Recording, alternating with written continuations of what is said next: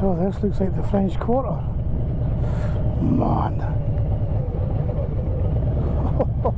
Just look at this.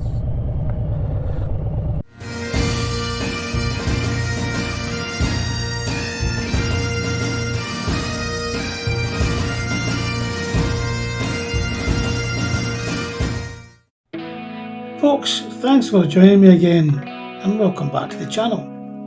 So after leaving the Choctaw campground, I continued down the Natchez Trace towards New Orleans. Here I am going across the Lake Pontchartrain Causeway. It's the world's longest continuous bridge over water at nearly 24 miles.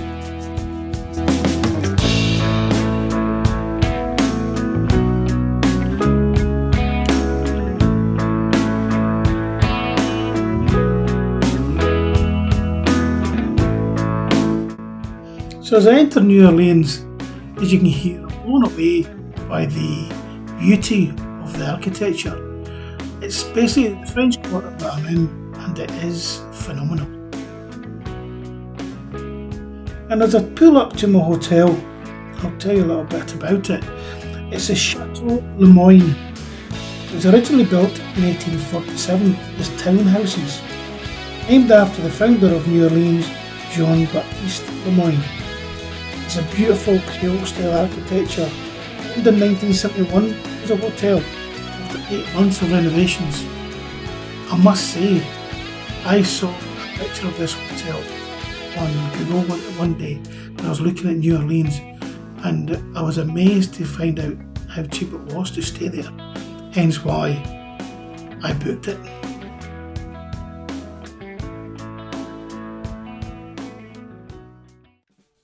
So once settled into my hotel, I headed out to explore the local area, and specifically Bourbon Street. So in finding Bourbon Street, I came across the Musical Legends Park. This is a quaint wee park with statues and plaques in memory of, New Orleans legends, musical legends. Unfortunately, the only one I could remember or recognised was Fats Domino. But within the park, you had a lovely fountain, there was live music, and I must admit the food at the Café Beignet was very, very tasty. An army friend of mine suggested I attended Pat O'Brien's and tried a drink called the Hurricane. So I did. Pat O'Brien's is a great wee place, beautiful pub. You can get food through the back. I'm sure it's got an outside garden area, if I remember correctly. But I requested a Hurricane, and I sat and I had good company around about me. Everybody I met was really, really nice. I ended up with the Cat 5 Hurricane. And this is where you can see the drink comes in a skull glass. Absolutely beautiful it is. But yeah, that was a good night. I don't remember much after that, but it was a good night. So the next day, I woke up with a good hangover. Other things were going on in my head that day, and I eventually pulled myself together and went out. I went to the Hard Rock Cafe. I do love Hard Rock Cafes. Burgers they're good, basic, wherever you go in them, but I really do enjoy the food and I love the atmosphere. So I had a nice burger, something to drink, and then I handed it back, and I found this packet of crisps, Andy Cap. Now, for those that don't know, right, Andy Cap was a cartoon character in the UK. It was in I think it was the Daily Mirror and the Sunday Mirror. It started off as basically a one cartoon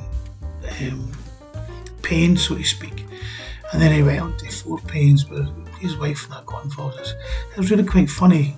Other books have been written and illustrated with Andy Cap stories now, but to find it in New Orleans as a packet of crisps was, it made me smile, which was probably the first time I smiled that day.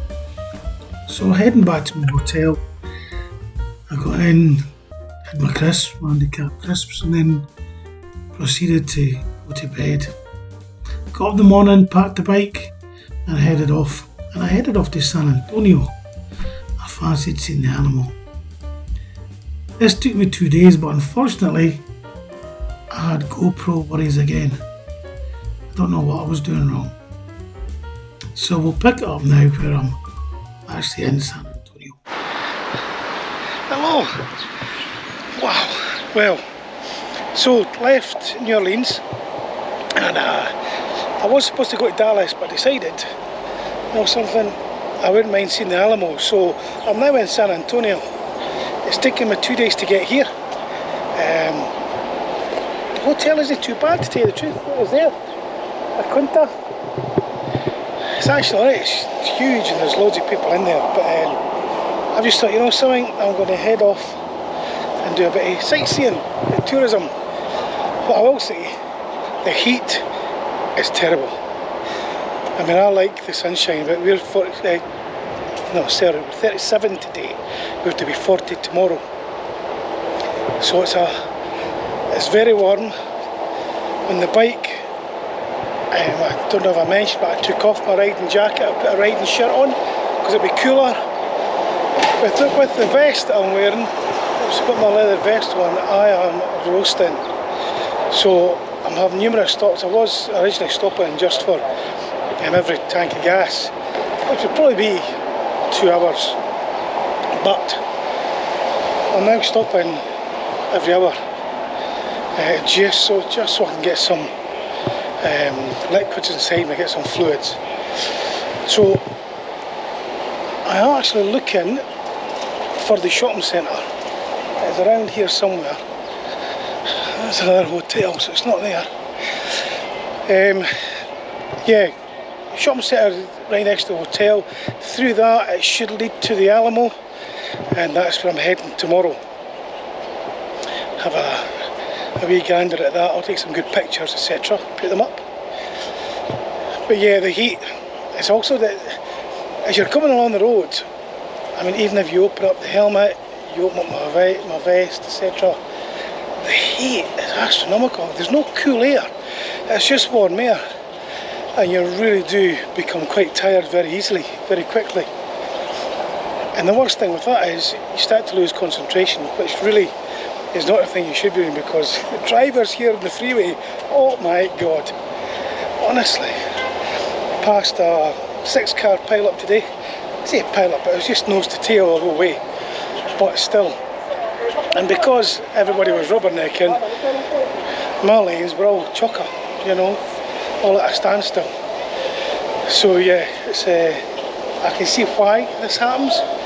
There's been a few instances where I've thought, wow, it's just as well I was keeping my wits about me, because, and the drivers, because I mean, really, you have to give them so much space because they're mad. But hey, that was the I-10 I came down today. That's all the way from New Orleans, so I stopped off just outside Houston last night in another Wyndham, I think it was a Days Inn motel. First time I'd been in a motel. I had a picture of that, I've got a picture of that somewhere. But yeah, so it's been good. It's I know New Orleans wasn't what I thought it would have been. Unfortunately, the Thursday I didn't get out of the hotel.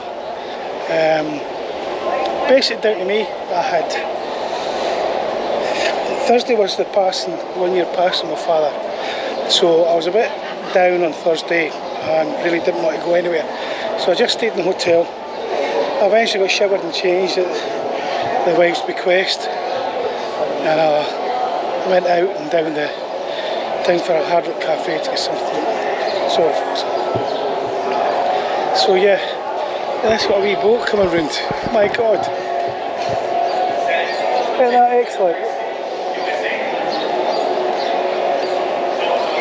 Never seen that in a shopping centre before. You definitely don't get that in the UK. Well, not that one I've seen anyway. So, I believe this is the shopping centre then. It's nice. It really looks beautiful. I really like it. So yeah, I had my day and back to everything today again. or yesterday should I say.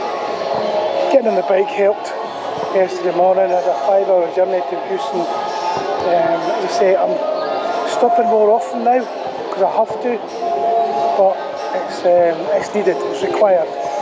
So yeah. Pigeons, you get them in the UK as well. Look at this, this is lovely, isn't it? Absolutely beautiful. My God, this is nice. Right, I'll have a look in the shopping centre and I'll get back to you in a wee bit. Take care now, folks. So this is the Riverside Walk. It takes through, I think it's the centre of San Antonio. Loving the architecture, you know, and the pillars, you know, whether they are all stone or the concrete bases underneath, who knows, but that is wonderful. It is quite hard. So it is quite nice, but lovely. Man, that guy's gone quite fast compared with the rest. He's in a race, that's what he is. It's really pretty, really lovely. This wall.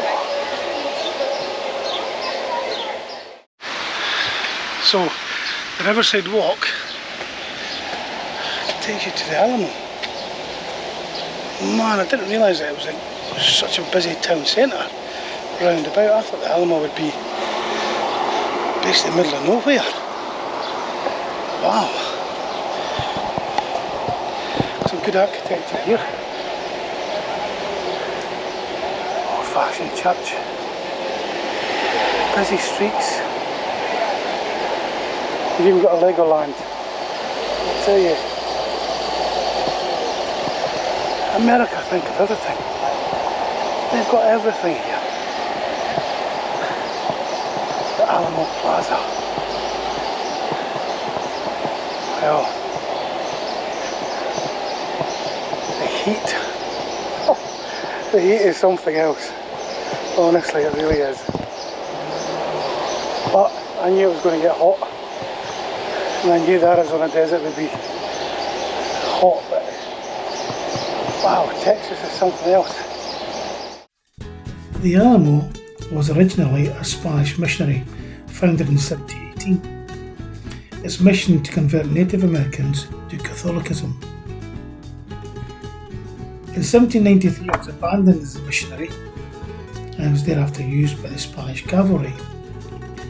Now Mexicans seeking independence from Spain went to war, and the now fort ended up in Mexican hands. The area, or the state, at that time was known as Texas. Settlers from the north ventured down, basically for land, and Texas became known as Texas. Mexico had a new leader, General Antonio Lopez de Santa Anna.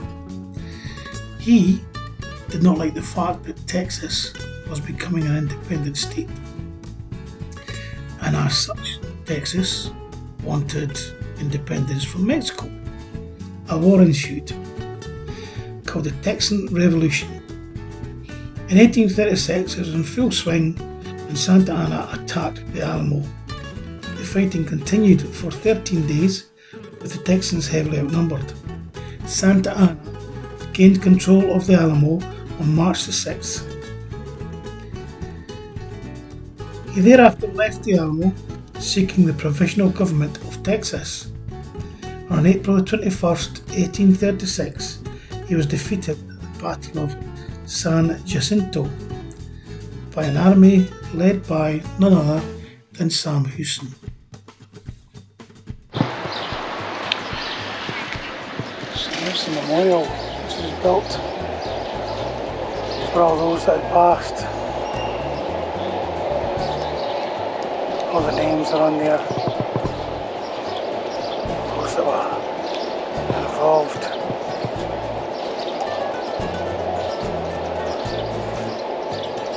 And there's Colonel, I think it was Colonel Travis and Davy Crockett.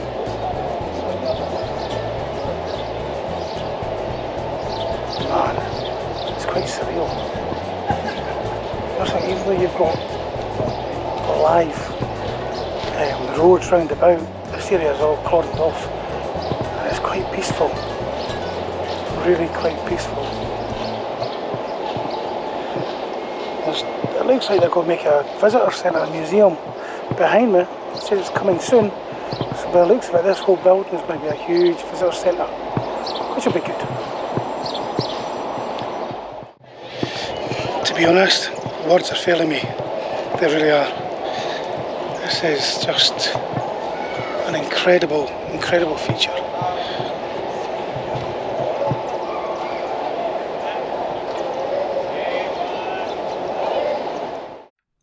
Folks, I cannot reiterate enough how peaceful and quiet it was, considering you had busy streets surrounding. It really was quite eerie at times.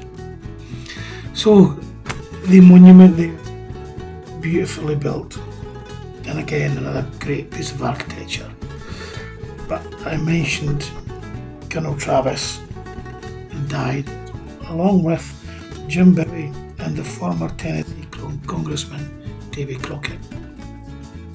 I thoroughly enjoyed my time there. Unfortunately, the tour was closed. There were no tours that day, but there is an external small museum, so to speak, and it shows you how the missionary started, where the fortifications began, etc., with little models throughout. So it was really nice to see. Thoroughly enjoyed San Antonio. That was probably, I would love to go back there again, definitely. But my trip had to continue. So the next day I packed up and once again I was on the road. Thanks for joining me. Speak to you next time.